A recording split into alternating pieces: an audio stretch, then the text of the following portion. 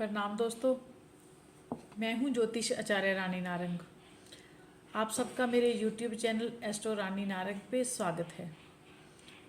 दोस्तों, आज मैं आपको सर्वपित्र अमावस्या, शनैचरी अमावस्या कब पड़ रही है और इस दिन हमें क्या उपाय करने चाहिए जिससे हमारे जीवन के अंदर आने वाली बाधाएं, पितृ दोष समाप्त हो, इस बारे में बताने के लिए ये वीडियो लेकर के आपके समक्ष आई हूँ।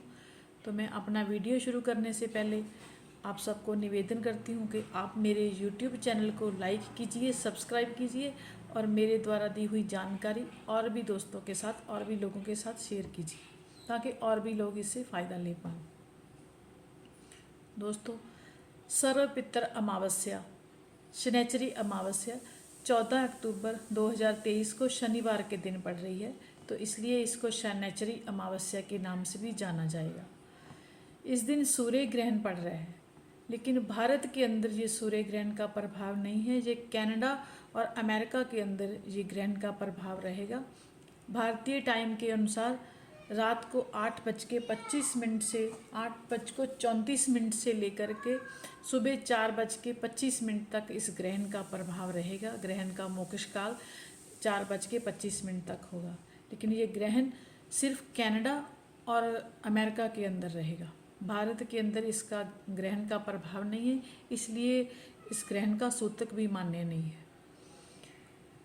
दूसरे नंबर पे बात करते हैं कि हम शनैचरी अमावस्या के दिन अपने पितरों को कैसे शांत कर सकते हैं। जिन लोगों की कुंडली के अंदर पितृ दोष है, काल सर्प दोष है, या फिर शनि की दशा, अंतरदशा, महादशा से पीड़ित हैं, शनि के ढैया साढ़े साती से पीड़ित हैं, वो लोग शनि के दिन कौन से उपाय करके अपने जीवन के अंदर जो शनि के द्वारा दी जा रही पीड़ा को कैसे शांत कर सकते हैं।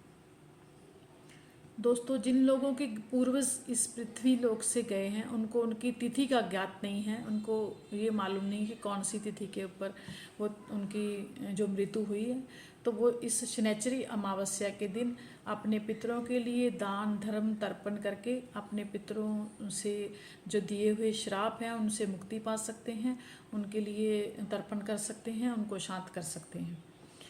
साथ में जिन लोगों की कुंडली के अंदर पितृ दोष है, जो पितृ दोष से पीड़ित हैं, वो इस दिन काले तिल गंगा जल के अंदर मिलाकर के शिवलिंग का अभिषेक करते हैं। तो भगवान शंकर जी के आगे प्रार्थना करते हैं कि हमारे पितर जो हमें श्राप दे करके गए हैं उस श्राप से हमें मुक्ति मिले।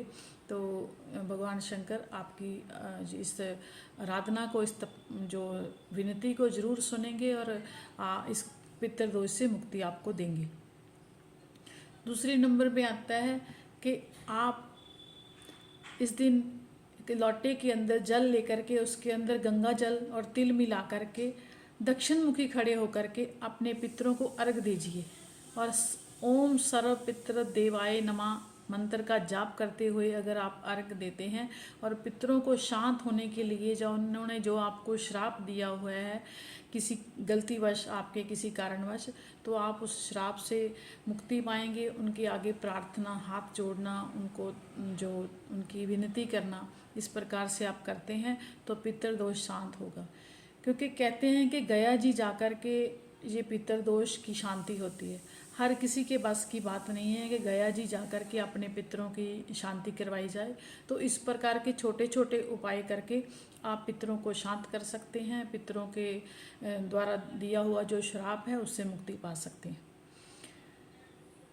इसके बाद एक, जैसे शनिवार के दिन शनि अमावस्या है, तो शनिवार के दिन आप काली चीज़ें, काला कंबल, काली चप्पल, चमड़े की चीज़ आप किसी ज़रूरतमंद को दान दें, किसी गरीब को दान दे सकते हैं। काले कौए को, काली गाय को, काले कुत्ते को कुछ खाना डालना, रोटी डालना, ये सब करने से आप के पितर जो हैं वो शांत होते हैं, पितरों से मुक्ति मिलती है। शनि के जो पीड़ा दे रहा है, शनि पीड़ा दे रहा है, उससे भी आपको मुक्ति मिलेगी।